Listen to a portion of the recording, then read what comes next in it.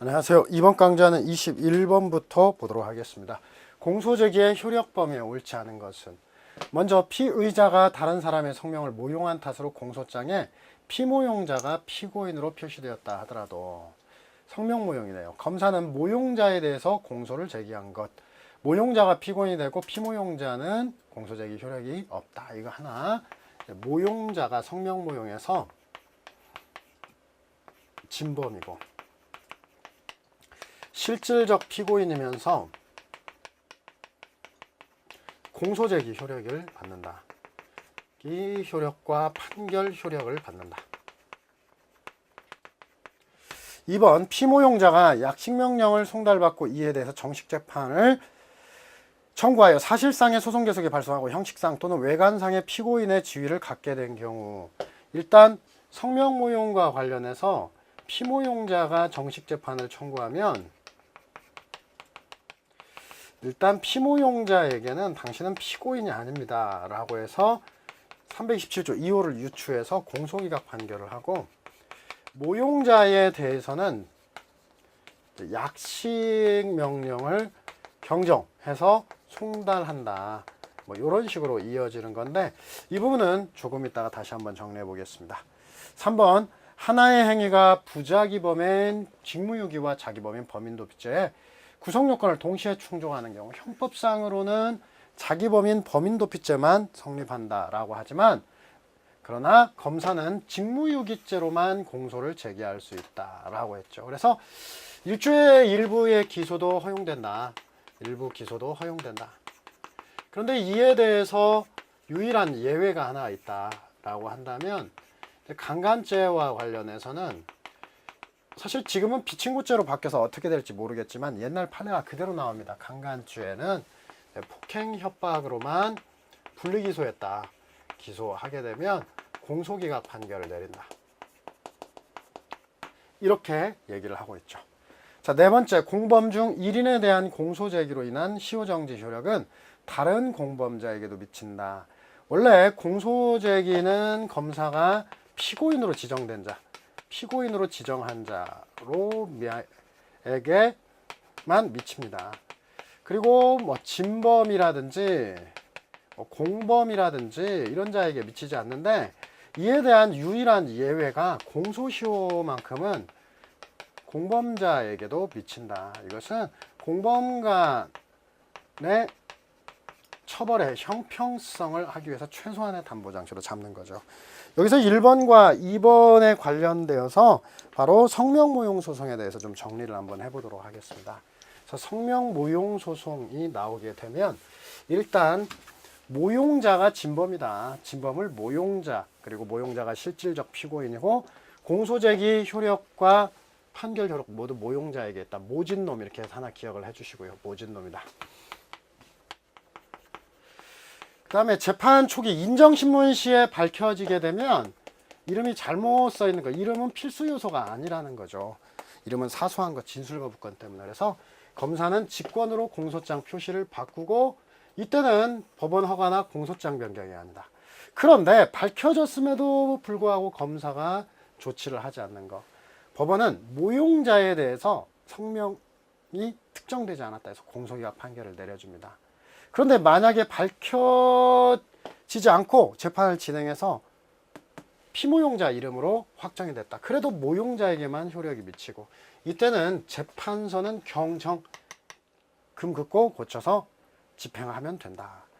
6번째, 피모용자가 약식명령이 송달되자 피모용자가 이번에는 정식 재판을 청구했다. 실질적 피고인이 아니니까 당신은 실질적 피고인이 아니다 해서 327조 2호를 유추해서 공소기각 판결하고, 반면에 모용자, 약식명령은 이름은 잘못 써져도 상관이 없지만 적법한 수송달인에게 송달돼야 됩니다. 그래서 송달이 없었다. 그래서 약식을 계속 진행한다. 그래서 약식명령을 송달, 약식명령장은 정정하고, 약식명령 청구서는 정정하고 약식명령장을 경정해가지고 송달해 주는 걸로 나오게 됩니다. 그리고 이제 밑으로 내려가서 위장출석에 대해서도 연이어서 한번 살펴보겠는데, 위장출석이라고 하는 것은 갑이 진범인데 을이 출석한 거, 자기가 갑이라고 하면서 청했다. 그래서 이런 경우에는 진범만이 실질적 피고인, 위장출석사는 형식적 피고인이고 공소제기 효력은 당연히 실질적 피고인에게 미치겠죠. 인정신문시 밝혀진 경우에는 갑의 이름으로 나왔기 때문에 을은 가, 배제, 그냥 단순 배제입니다. 그리고 실질적 피고인을 소환해서 처음부터 진행하는데 이미 갑의 이름으로 공소장에 나왔기 때문에 다시 공소제기할 필요가 없다. 그런데 어느 정도 심리가 진행된 다음에 위장출석이 밝혀지면 위장출석자 을에 대해서는 사실상 소송 계속을 해소하는 의미에서 공소기각을 해줘야 된다는 게 다수의 입장이고, 반면에 실질적 피고인인 갑은 소환해가지고 처음부터 다시 진행하는데 공소제기는 필요 없다. 어느 경우나 이미 공소장이 나왔다. 그래서 위장출석은 여기까지만 정리하면 됩니다. 그래서 성명무용과 위장출석 잘 정리해 주시기 바랍니다. 자, 이제 22번 문제로 넘어가 보겠습니다.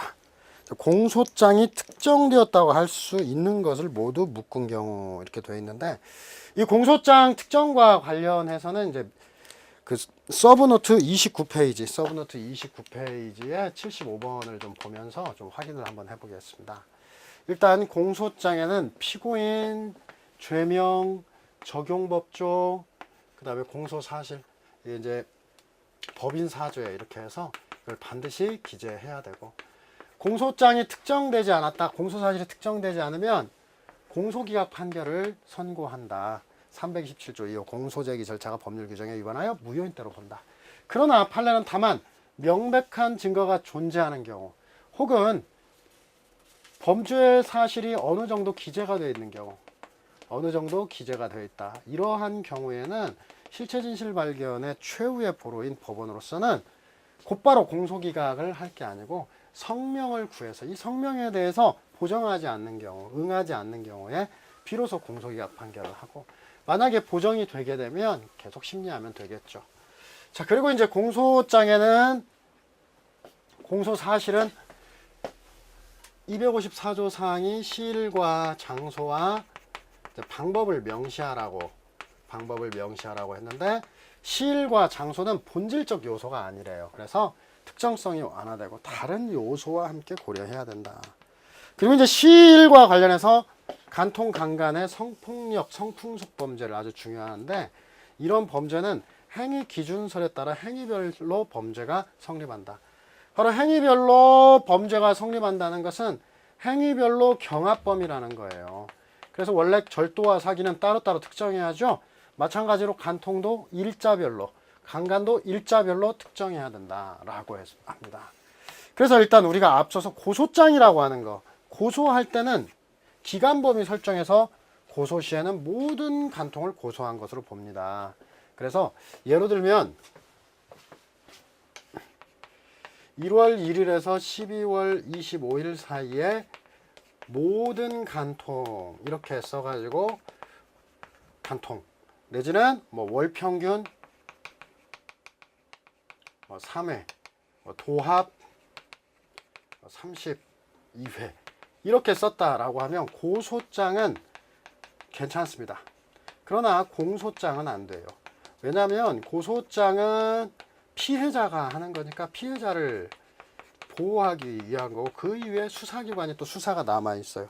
그러나 공소장의 경우에 있어서는 이건 검사가 작성하고 어떤 피고인의 방어권이라고 하는 것들을 고려해야 되는데, 그와 관련해서 이 부분에 있어서는 하나하나 개별 행위별로 특정해야 된다는 거예요. 그리고 이제 문서와 관련해서는 위조 자체, 사본이 현출되어 있다. 그러면 특정성이 완화된다. 사실 많이 있지만 일단 기본적으로 이 정도만 하고서 문제로 들어가 보겠습니다. 이 공소장 특정과 관련해서는 여러분들이 이제 주의할 것은 최신 판례들을 좀 주의도 해야 돼요. 최신 판례. 근데 이 최신 판례는 이 책에 아주 최신이 아니더라도 2012년부터 봐야 되는데 전부 다 명확히 되어 있으니까 여러분들이 걱정은 하지 마시기 바랍니다. 자, 22번의 기억번, 마약류 취급자가 아닌 자에게 공소제기 시에 2008년 1월부터 같은 해 2월 일자 불상경 15시까지 나와 있고, 방법과 관련해서는 메스암페타민 0.7g을 매수한 외에 2009년 2월 내지 3월 일사 불상경까지 07시까지 총 20일에 투여하겠다. 약 1년여 정도 투여하겠다라고 얘기가 나와 있는데, 실제 이제 이런 경우 이제 마약이 나오면은 사실 마약은 세모입니다. 세모. 세모인데 이 마약이 왜 세모냐면은 마약은 어떤 시일은 이제 메스암페타민 검출일로 역주산하고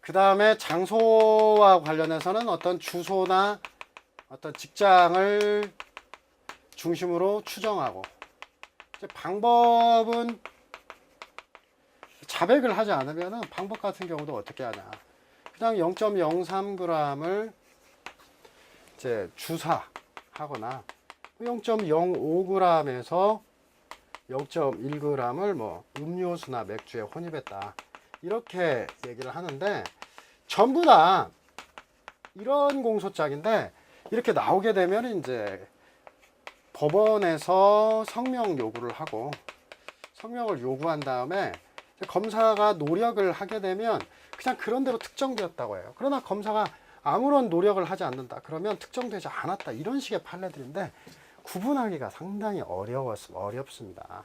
그러니까 이제 이런 경우가 나오면 마약은 일단 세모인데, 세모를 가고 그 다음에 이제 다른 것들을 먼저 본다. 먼저 보고 그 다음에 이제 마지막으로 반반.